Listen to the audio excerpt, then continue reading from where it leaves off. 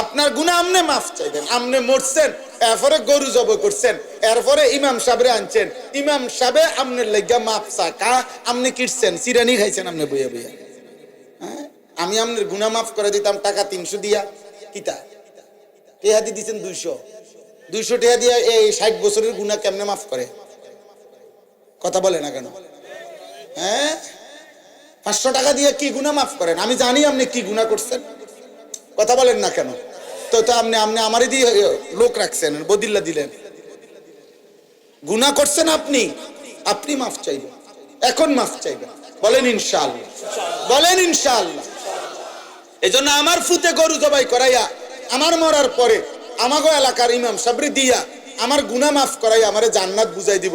জান্নাত আপনার আব্বার সম্পত্তি না, জান্নাত ইমাম সাহেবেরও বাপের সম্পত্তি না। ইমাম সাহেব জান্নাত টেন্ডার নিছেন, ইমাম সাহেবও আখেরাতে হিসাব দিতে হবে, মুসল্লি সাহেবও হিসাব দিতে হবে। আপনি আখেরাত বুঝেন, আপনি না বুঝলেও আখেরাত হবে, আপনি না বুঝলেও মৃত্যু হবে, কাজেই বুঝলেই ভালো। কথা বুঝেন নাই? এর চাইতে ভালো বুঝে লাউন ভালো না? আপনি বুঝতে চেষ্টা, কারণ অবুঝ মানুষেরও তো মৃত্যু হয়, বুবা মানুষেরও তো মৃত্যু হয়, পাগলেরও তো মৃত্যু হয়। রাসূলুল্লাহ সাল্লাল্লাহু আলাইহি সাল্লাম বিশ্ববিখ্যাত তাবিঈ, তাবিঈদের মধ্যে যারা শ্রেষ্ঠ তাবিঈ, সাঈদ ইবনুল মুসাইয়াব রাহিমাহুল্লাহ। তাবিঈ বলা হয় যারা সাহাবাদেরকে ঈমানের সাথে দেখছে, সাহাবাদের থেকে যারা ইলম শিখছে, সাহাবাদের থেকে যারা দ্বীন শিখছে, তাদেরকে কি বলে? বলেন তাবিঈ। তিনি বর্ণনা করছেন, যখন আবু তালেবের মৃত্যুর সময় হয়, রাসূলুল্লাহ সাল্লাল্লাহু আলাইহি সাল্লাম, বুখারীর riwayat, রাসূলুল্লাহ সাল্লাল্লাহু আলাইহি সাল্লাম তখন আবু তালেবের সামনে আইসা বসছেন, শেষবারের মতো, নবীর আপন চাচা। 38 বছর নবীজির খেদমত করছে আবু তালেব। কয় বছর? 38 বছর। 12 বছর বয়সে দাদা আব্দুল মুত্তালিব নবীজিকে আবু তালেবের হাতে তুলে দিছে, বলছে আমার নাতিকে, আমার নাতির বাপ নাই, আমার ছেলেটা বাইচা নাই, আব্দুল্লাহ, তুমি পুতের হাতে আমার এতিম নাতিরে তুলে দিলাম। এ কথা বলে আব্দুল মুত্তালিব মারা গেছে। নবীজির বয়স যখন 50 বরাবর, তখন আবু তালেব ইন্তেকাল করছে। তাহলে 12 থেকে 50 কত বছর? এই 38 বছর। 38 বছরের অভিভাবক নবীর, আল্লাহ নবী সাল্লাল্লাহু আলাইহি সাল্লাম এই 38 বছরের মধ্যে শেষের 10 বছর তো তিনি নবী, দাওয়াত দিচ্ছেন। এই 10 বছর টানা চাচারে বুঝায় গেছে, চাচা সহযোগিতা করে কিন্তু ঈমান আনে না। কথা বুঝেন নাই? সুখে দুঃখে পাশে আছে কিন্তু কি আনে না? ঈমান আনে না, ঈমান আনে না। শেষ এই ইন্তেকালের পূর্ব মুহূর্তে আল্লাহ নবী সাল্লাল্লাহু আলাইহি ওয়াসাল্লাম চাচার পাশে বসে বলছে, কুল লা ইলাহা ইল্লাল্লাহ কালিমাতান আশহাদু লাকা বিহা ইনদাল্লাহ। চাচা বলেন, একবার বলেন লা ইলাহা ইল্লাল্লাহ, বলেন চাচা, চাচা এই একটা লাইন একবার বলবেন, এমন একটা কালেমা এটা একবার শুধু বললে আমি ভাতিজা কসম করে বলছি চাচা, আসমানওয়ালা রবের কাছে আখিরাতে হাসরের ময়দানে আমি আপনার জন্য সাক্ষ্য দেব, আশহাদু লাকা বিহা ইনদাল্লাহ। হাদিসের মধ্যে লিখছে, ঠিক ওই সময় নবীজির চাচার পাশে দুইটা বড় বেঈমান বসা ছিল। এক বেঈমান হলো আবু জাহেল, আরেক বেঈমান হলো উমাইয়া ইবনে খালফ। এই দুই বেঈমান নবীজি যতবারই এটা বলে, এর মধ্যে উমাইয়া ইবনে খালফ নামের এই বেঈমান আবু তালেবকে বারবার বলতেছিল, দোস্ত আতারগাবু আন মিল্লাতে আব্দুল মুত্তালিব, তুমি আব্দুল মুত্তালিবের দ্বীন ছেড়ে দিবা, আমাদের সাথে এত দিনের পরিচয় ছেড়ে দিবা, আজকে শেষ মুহূর্তে ভাতিজার কাছে হেরে যাওয়া, আমাদের এত দিনের সম্পর্ক। আল্লাহর নবী সাল্লাল্লাহু আলাইহি ওয়াসাল্লাম এখানে riwayate হাদিসে লিখছে দুইটা শব্দ, ফালাম ইয়াজাল রাসূলুল্লাহ সাল্লাল্লাহু আলাইহি ওয়াসাল্লাম ইয়ারিজুহা আলাইহি। নবী বারবার, ফালাম ইয়াজাল মানে ধারাবাহিক, বারবার নবী কালেমা পেশ করতেছেন চাচার সামনে, আর ওয়াইউইদুহু তিলকাল মাকালা, আর ওই বেঈমানও ওই একই কথা বারবার বলতেছে। তুমি কি আব্দুল মুত্তালিবের ধর্ম ছেড়ে দিবা? নবী বারবার বলতেছে, চাচা কালেমা পড়েন, কালেমা পড়েন। এই টানাটানি চলতেছে, বাতিজা টানতেছে ইমানের দিকে, বন্ধুরা টানতেছে কিসের দিকে? কুফরের দিকে, জাহান্নামের দিকে। জাহান্নাম। সমবয়সী বন্ধু যদি উপযুক্ত বন্ধু না পাও তো মনে রাখবা, হাজারো যুবক তোমার সমবয়সী বন্ধু তোমার জাহান্নামে নিয়ে যাবে। মদে আসক্ত বন্ধু তোমারে শেষ করে দিবে, চরিত্রহীন বন্ধু তোমারে শেষ করে দিবে। নারী আসক্ত, নারী লোভী, অসৎ বন্ধু নিজে প্রথম নারী ব্যবস্থা করে নিজের জন্য, এবার তোমারও ব্যবস্থা করে দেবে যে তোর নাই প্রেমিকা, আমি দিচ্ছি তোর ব্যবস্থা। হ্যাঁ, এই যে এখানে এটার প্রমাণ। ওরা দুইজন বন্ধু, আবু তালেবের সমবয়সী, ওরা বলতেছে, রাসূলুল্লাহ বলতেছে এই অবস্থাতেই আবু তালেব ইন্তেকাল, হাত্তা মাতা ওয়ালাম ইয়াকুল লা ইলাহা ইল্লাল্লাহ, কিন্তু লা ইলাহা ইল্লাল্লাহ না বলেই আবু তালেবের মৃত্যু হয়ে গেল। নবী তখন বলতেছেন, লা আস্তাগফিরান্না লাকা মা লাম উনহা আনকা। চাচা ঠিক আছে চাচা, তবুও আমি আবার আপনার জন্য আল্লাহর কাছে ক্ষমা প্রার্থনা করব যতক্ষণ আমার আল্লাহ আমাকে নিষেধ না করুন। নবী আবার হাত তুলছেন, এবার আয় মাওলা, আমি আর কি করতাম মাওলা, আমার চাচার মায়াটা তো আমি ছাড়তে পারতেছি না, আমার চাচার ভালোবাসাও তো আমি ছাড়তে পারছি না, কিন্তু চাচা আমার কালেমা তো পড়লো না, আপনি কি তাকে মাফ করবেন কিনা? তো আল্লাহ তাআলা তখন কোরআনে আছে, সূরা তাওবার মধ্যে আছে, আল্লাহ আয়াত নাজিল করে বলছে, মা কানা লিন নাবিয়্যি ওয়াল্লাযীনা আমানু আন ইস্তাগফিরু লিল মুশরিকিন ওয়ালাউ কানু উলি কুরবা মিন বাদি মা তাবায়্যানা লাহুম আন্নাহুম মিন আসহাবিল জাহিম। আল্লাহ বলছে, বন্ধু, কোন নবী কিংবা ঈমানদারের জন্য কোনো অনুমতি নাই, কোন মুশরিক বেঈমান ওয়ালাউ কানু উলি কুরবা, একেবারে সর্বোচ্চ নিকটতম আত্মীয় যদি হয়, আপনজনও হয়, তার জন্য আমি আল্লাহর কাছে ক্ষমা প্রার্থনা করা এর অনুমতি নেই। হাত নামান, হাত নামান বন্ধু। কেন হাত উঠাইলেন? আপনার চোখের সামনে যে ঈমানবিহীন মুশরিক হয়ে মারা গেছে, আপনি হাত উঠালেন কেন তার জন্য? কাকে, কার হাত নামাইতে বলছে? কার কার হাত বলেন না? আপনি বুঝছেন উনি কে? আরে আপনি চিনছেন নি উনি কে? হাত উঠাইছে কে? উনি ওই মালিকের কে? উনি কথা বলেন, উনি কে? মানে আপনি আন্দাজ করেন আর কি বিষয়টা। আপনি ওই সময়ের হালাতটা বলেন না যে ওনার কাছে এটা চাচ্ছে কে? কি বন্ধু এটা? এই বন্ধুটা কে? মালিকের এটা কেমন বন্ধু? এরপরে মালিকের আর বন্ধুটা কে? আল্লাহর সামনে কথা বলার এর চাইতে বেশি যোগ্যতা সম্পন্ন আর কে? এরপরে আল্লাহর কাছে কথা বলার মতো উপযুক্ততা আছে আর কার? ওনার হাত আল্লাহ নামায় দিছে, আপনি কি এটা সাধারণ মনে করেন? রাসূলুল্লাহ সাল্লাল্লাহু আলাইহি সাল্লামকে ডাইরেক্ট আল্লাহ নিষেধ করেছে, হাত নামান, অনুমতি হবে না। ইন্নাকা লা তাহদি মান আহবাবতা আহবাবতা আনতা। দোস্ত সাবধান, আপনি চাইলে ভালোবাসলেই কাউকে হেদায়েত দিতে পারবেন না। ওয়ালাকিন্নাল্লাহ ইয়াহদি মান ইয়াশা, বরং আমি আল্লাহ যাকে চাই তাকে আমি হেদায়েত দিয়ে থাকি। দোস্ত, এই জন্য আমাদের জিন্দেগির এটা ফিকির, খোদার কসম, এই এক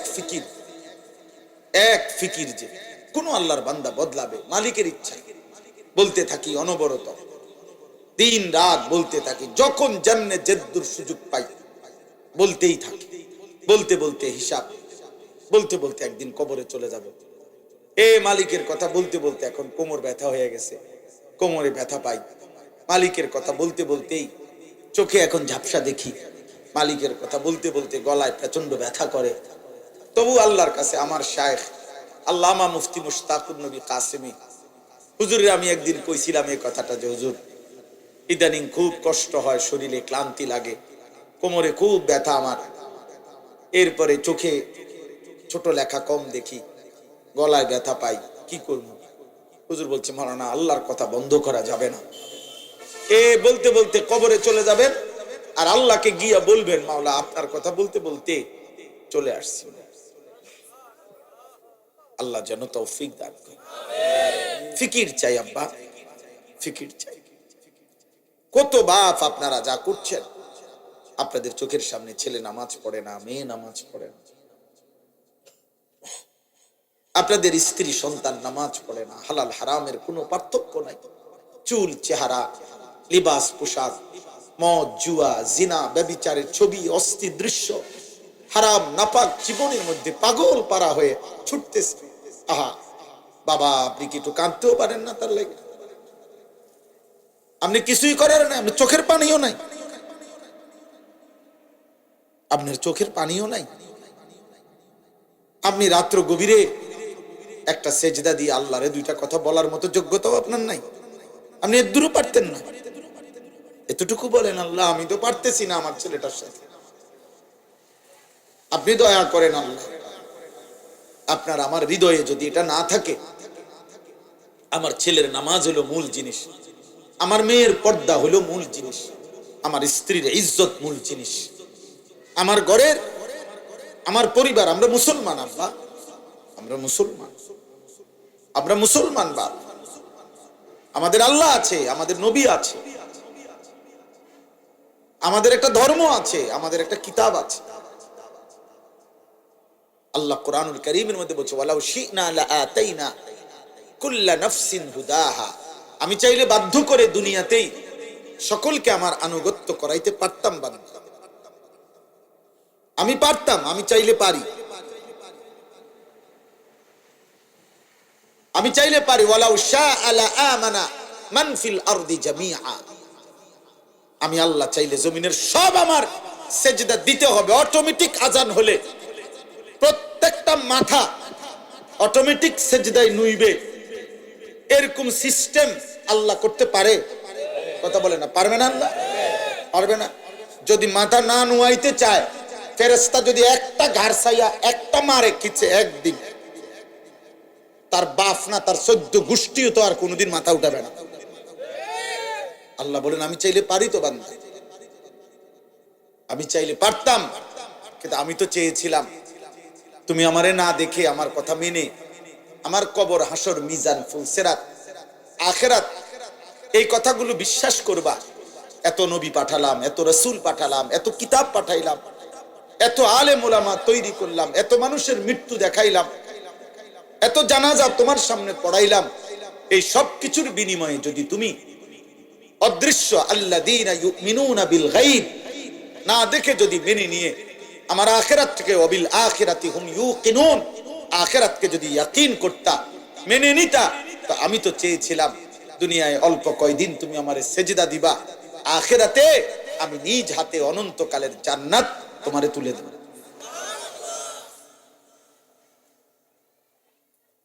চাইছিলাম না, চাইছিলাম। খুব বেশি দুনিয়া তো আর বেশি ভোগ করতে পারো নাই বান্দা, ওই পরিমাণ দুনিয়াই ভোগ করছো যেটা আমি দিচ্ছি। হাজারো কামরা কামড়ি করেও সমান আয় কারোই হয় না। এক লগের ক্লাসমেট, এক ইউনিভার্সিটির ছাত্র, একই কর্মস্থলের কর্মচারী, একই দোকানের খরচ খায়, একই এলাকায় থাকে, একই সাথে সকালবেলাও কর্মে বাইর হয়, একসাথে রাত্রে ঘরে ফিরে, কিন্তু উপার্জন বরাবর হয় না তো বাপ।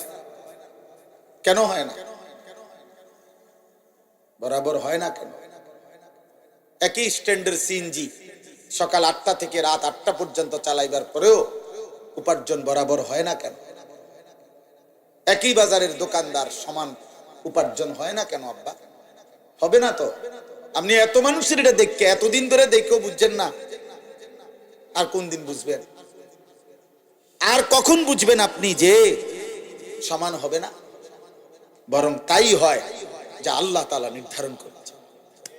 ওয়াফিস সামাই রিজকুকুম ওয়া মা তুআদুন, আল্লাহ বলে দোকান জমিনে, ক্ষেত জমিনে, অফিস জমিনে, ব্যবসা তোমার মাটিতে, কিন্তু রিজিক তোমার আসমানে।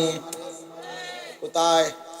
অফিস সামাই রিজকুকুম ওয়া মা তুআদুন। আল্লাহ বলে যা কিছু দুনিয়ায় দেব বান্দা, ওয়াদা দিলাম, যত কিছু পাইবার সব কিছুর ফয়সালা আসমানে। কোথায়? তোমার স্ত্রী মিলবে কোন দিন? ফয়সালা আসমানে। তোমার ছেলে হবে না মেয়ে হবে নাকি কিছুই হবে না, ফয়সালা কোথায়? আসমানে। আসমানে।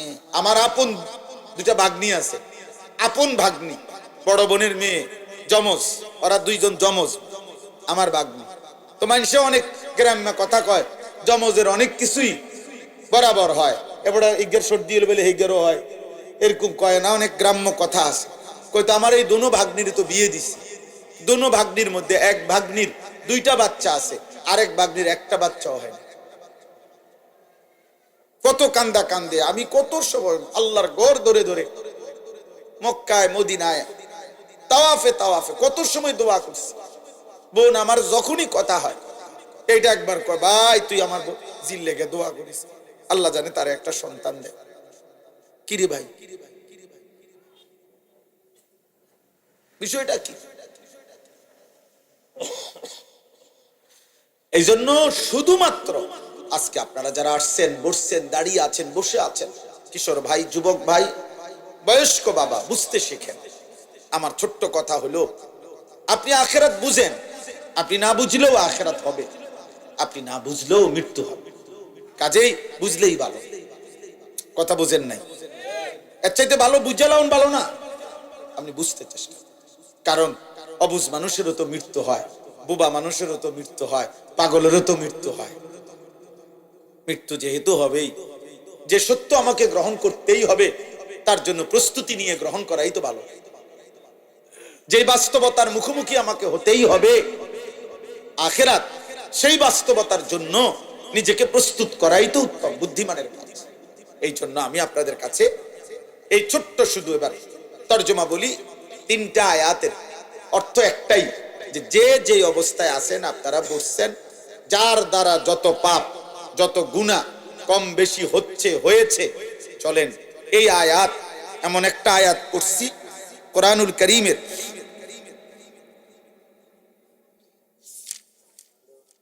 এই যে এই আয়াত হযরত আব্দুল্লাহ ইবনে মাসউদ রাদিয়াল্লাহু তাআলা আনহু বলছেন, 24 নম্বর পারা 39 নম্বর সূরা, সূরা জুমার, এই সূরার 53 নম্বর আয়াত।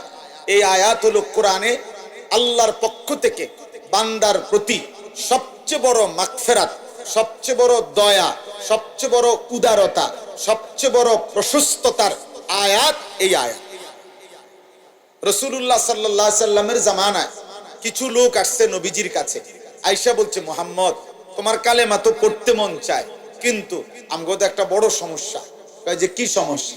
বলছে সমস্যা হইলো আমরা শিরিক করছি, শুধু মূর্তি পূজা করছি, শুধু এতটুকু পাপ আমাদের না, শিরিক তো করছি এই পর্যন্ত, এটা যেমন আমাদের মহাপাপ চলতেছে, আমাদের বাকি পাপও সীমাহীন। আমরা জিনা করেছি প্রতিদিন, আমরা হারাম উপার্জন করছি প্রতিদিন, আমরা মদের বোতলে পড়ে থাকি প্রতিদিন, আমরা চুরি করি প্রতিদিন, অন্যায় করছি প্রতিদিন। মুহাম্মদ বলতে পারবো না কি পরিমাণ জিনা করেছি, মুহাম্মদ বলতে পারবো না কি পরিমাণ চুরি করেছি, মুহাম্মদ এই বলতে পারবো না কি পরিমাণ শরাব পান করেছি। গুনাহ করতে করতে তার কোনো সীমা পরিসীমা নাই। তোমার আল্লাহ মাফ করবে তো শুনছি, কিন্তু মাফেরও তো একটা সীমা আছে, ধৈর্যেরও তো একটা সীমা আছে।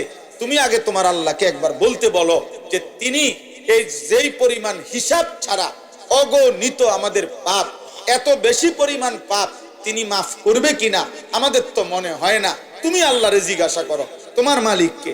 তো আল্লাহ যেন বন্ধুকে বলতেছেন, বন্ধু আমি জবাব দিচ্ছি, কুল ইয়া ইবাদিয়াল্লাযীনা আসরাফু আলা আনফুসিহিম, হে আমার বান্দারা, আপনি বলে দেন নবী, হে আমি আল্লাহর বান্দা, শোনো, গুনাহ করতে করতে জীবনটা যারা শেষ করে ফেলেছ, জীবনের উপরে যারা জুলুম করেছ, গুনার মধ্যে ডুবে গেছ, চারিদিকে তাকাইয়া যাদের এক সুতা নেকি বলতে কিছু নাই, কুফর, শিরিক, জিনা, ব্যভিচার, মদ, জুয়া, চুরি, ডাকাতি, সমস্ত পাপ, সুদ, হারাম, অবৈধতা সবকিছু করছো তো করছো একেবারে প্রচন্ড, খুব বেশি, অনেক বেশি।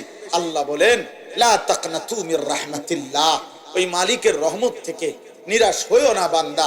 তোমার গুনাহ যে পরিমাণ, তোমার রবের মাগফিরাত তার চাইতে কোটি কোটি বেশি, কোটি কোটি বেশি। ইন্নাল্লাহা ইয়াগফিরুয যুনুবা জামিআ, আমি আল্লাহ, আমি একসাথে, তুমি তওবা করো, ফিরে আসো, ঈমান আনো, শিরিক ছাড়ো, গুনাহ ছাড়ো, চোখের এক ফোঁটা পানি ফেলো, একসাথে আমি সব মাফ করে দেব। এই বাংলাদেশের সমস্ত বাথরুমের সবগুলো পাইপের লাইনও যদি বঙ্গোপসাগরে দিয়ে দেওয়া হয়, যে তোমার কাছে আমরা সমস্ত পায়খানা তুমি বঙ্গোপসাগরের কাছে দিলাম, তুমি কি আবার মাইন্ড করো কিনা, তোমার কোনো স্বাভাবিক প্রবাহ বন্ধ হয়ে যায় কিনা? তো বঙ্গোপসাগর বলবে না না, আমার কাছে আরো জায়গা আছে, আরো দাও। আল্লাহ বলছে বান্দা তোমার সব গুনাহ আমার সামনে পেশ করো, আমি সব মাফ করে দেব, আমার মাগফিরাত আরো আছে, আরো আছে, আরো আছে, আরো আছে, আরো আছে,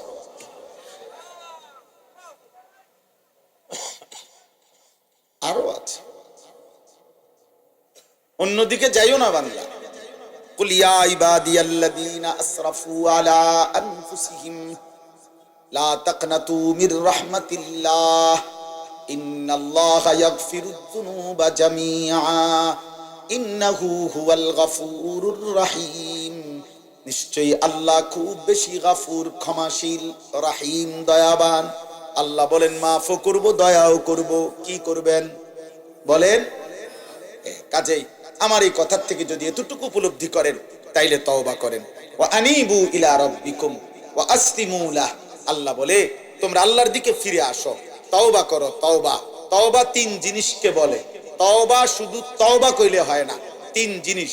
এক, যে গুনাহ আমি করছি তা ছেড়ে দেওয়া, আর করব না, ওয়াদা দেওয়া, লজ্জিত আর অনুতপ্ত হয়ে মাফ চাওয়া। আল্লাহ বলেন এই তিনটা যদি বাস্তবিক অর্থে দিল থেকে তুমি বলে থাকো, পৃথিবীর কেউ না বুঝুক, আমি দিল জানি তুমি আসলেই গুনাহ ছাড়ছো কিনা, আমি জানি তুমি আসলেই আর করবা না, এটা দিল থেকে বলছো কিনা আমি বুঝি, তুমি লজ্জিত আসলেই কিনা আমি এটা বুঝি। আমি যদি ঠিক মতো অন্তর থেকে বুঝ পাই তো আমি আল্লাহ সব মাফ করি, সব মাফ। ওয়া আসলিমু লাহু, এবং এখন থেকে নিয়ে বাকি হায়াত যতক্ষণ আছো আমার আনুগত্য, আমার হুকুম, আমার বিধান, আমার গোলামি করো, আমার আনুগত্য করো। মিন ক্বাবলি আন ইয়াতিয়াকুমুল আযাবু সুম্মা লা তুনসারুন।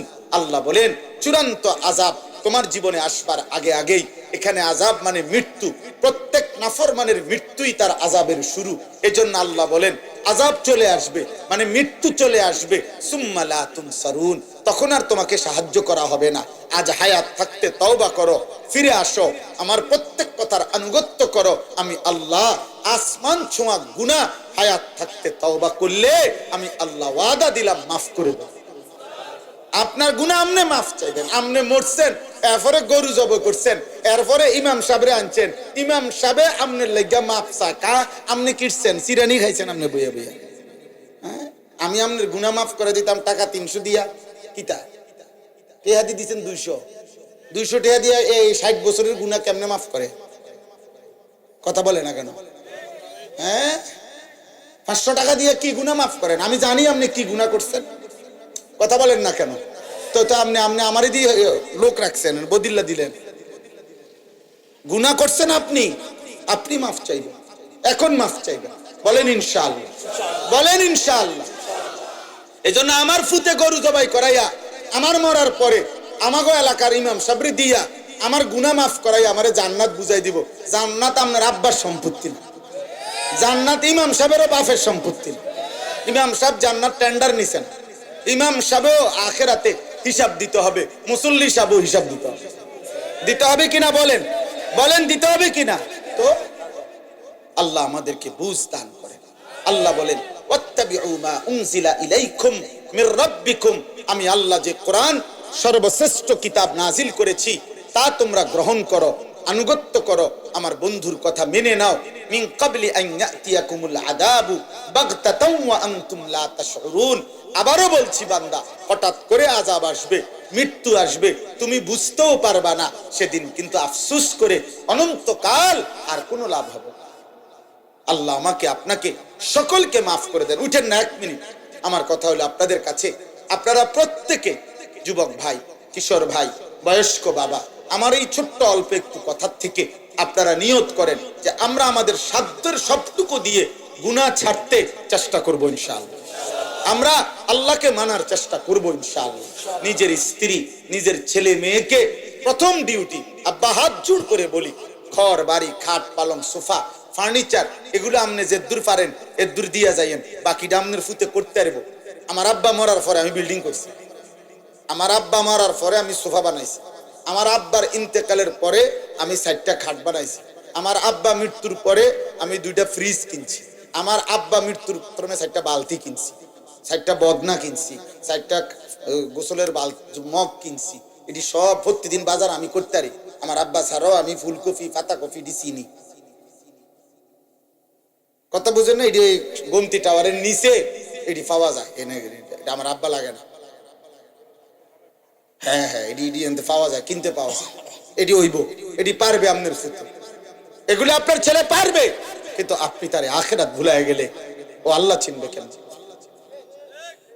আপনি তারে কোরআন না শিখাইলে, আপনি তারে নবীর সুন্নাত না শিখাইলে, ছোট্টবেলার বাচ্চাটা, অবুঝ বাচ্চাটাকে যদি আপনি, ছেলে মেয়েকে আল্লাহর কোরআন না শিখান, আপনার বাচ্চা আখিরাত পাবে কোত্থেকে?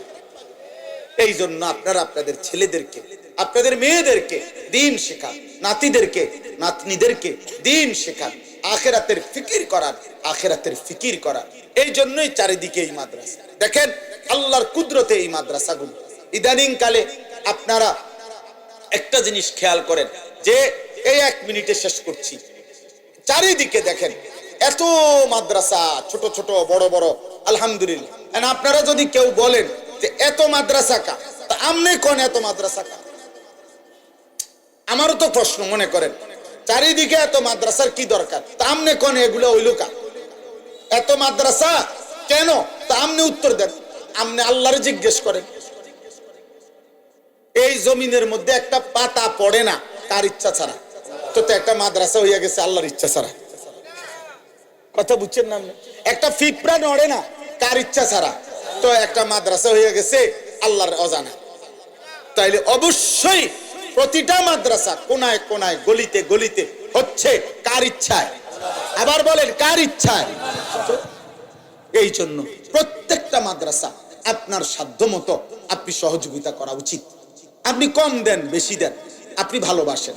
আপনি কোন সময় উল্টা কথা, তেসরা কথা, কোনাচ্চা কথা আপনি বললেন না, আপনি বলবেন না। এটা কি, ওইটা কি? মাদ্রাসা আল্লাহর কোরআন পড়ে, কয়জন পড়ে? 3 জন পড়ে, 1 জন পড়ে, সমস্যা কি? এক আল্লাহর বান্দা, আল্লাহর কোরআন চিনা, আল্লাহর কোরআন পড়তে পারা গোটা কায়নাতের সব পড়ালেখার চাইতে দামি। সেটা আপনি প্রমাণ করতে চান? আমার লোক আইন, সাবের বাজার, আমার মাঝে আইন। এখন আসে, সামনের শনিবারে আসবেন। আগামী শনিবার 13ই ডিসেম্বর আমার মাদ্রাসার মাসিক ইসলাহি মাহফিল, সকাল 10টা থেকে 12:30 পর্যন্ত মহিলাদের বয়ান হয়, আর আসর থেকে এশা পুরুষদের জন্য বয়ান। আমি নতুন জায়গা কিনছি মাদ্রাসার জন্য, বড় সড়ো মাদ্রাসা করুন। সারা বাংলাদেশের জওয়ান বুড়া, স্কুল কলেজ ইউনিভার্সিটি, শিক্ষিত অশিক্ষিত, দিন মজুর, ঠেলাওয়ালা, কুলিওয়ালা, সবাই যেন করতে পারে। আলাদা ভবন মাদ্রাসা করতে চাইতেছি। যে আসবে যখন, দিন শিখবে তখন, যার সময় যতক্ষণ, দিন শিখবে ততক্ষণ। আশা করছি এটা। 2.5 কোটি টাকার উপরে জায়গার দাম, পারলে জায়গার শরিক হবেন। 4200 টাকা দিলে আপনি 1 মুসল্লার পরিমাণ অংশগ্রহণ করতে পারবেন। 1000 টাকা দিলে কিশোর যুবক উন্নয়ন সদস্য হইতে পারবেন। এগুলার কাগজ আছে। যেমনে পারেন, আমার কথা হলো প্রতিটা ভালো উদ্যোগে আপনি অল্প অল্প করে দিয়ে হলেও অংশগ্রহণ করবেন। আল্লাহ আপনাদেরকে তৌফিক দান করেন। এই দারুল আজহার মাদ্রাসা আলহামদুলিল্লাহ আমার প্রিয় ভাই মাওলানা সৈয়দ আব্দুল কাদের জামাল ভাই পরিচালনা করছে। আমাদের কুমিল্লা জেলা কওমি মাদ্রাসা সংগঠন বুড়িচং উপজেলার উনি সম্মানিত সিনিয়র সহ সভাপতি। আলহামদুলিল্লাহ তার মাদ্রাসায় এইবারও 12 জন ছাত্রী আলহামদুলিল্লাহ দাওরায়ে হাদিস বুখারীর সবক শেষ করে ফারেগ হবে, বলেন আলহামদুলিল্লাহ। 2 জন ছাত্রকে পাগড়ি দেয়া হবে, বলেন আলহামদুলিল্লাহ। আমি আপনাদের কাছে অনুরোধ করছি, আপনারা এমন একটা মুবারক মজমা মাদ্রাসা, মেয়েদের ছেলেদের এই দ্বীন শিক্ষার কাজে আপনাদের প্রত্যেকে অংশগ্রহণের উদ্দেশ্যে পকেটে হাত দেন। 2টা মিনিট, যেদূর সুযোগ হয়, আপনার যেদূর ভালো লাগে, আপনার তৌফিক তো আল্লাহ দিবে, আপনি আপনার উপার্জন থেকে, আপনার হালাল টাকা থেকে আপনি কিছু দান করেন, আল্লাহ বরকত দিবে, ঠকবেন না ইনশাআল্লাহ, দেখবেন ঠকবেন না। আল্লাহ আপনাদেরকে কবুল করবেন, আল্লাহ আপনাদেরকে উত্তম ভাবে তৌফিক দান করেন। যান ভিতরে ঢোকেন, ঢোকো, জলদি ঢোকো। স্টেজের গুলো আমরা নিতে পারবো, অসুবিধা নেই।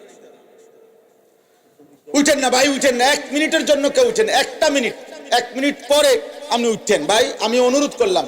ছেলেরা ভাই উঠো না ভাই, 1 মিনিট। তোমার কাছে 100 টাকা থাকলে 100 টাকা দাও, 50 টাকা থাকলে 50 টাকা দাও, যা আছে মহব্বতে দিলে আল্লাহ বরকত দিবে ইনশাআল্লাহ।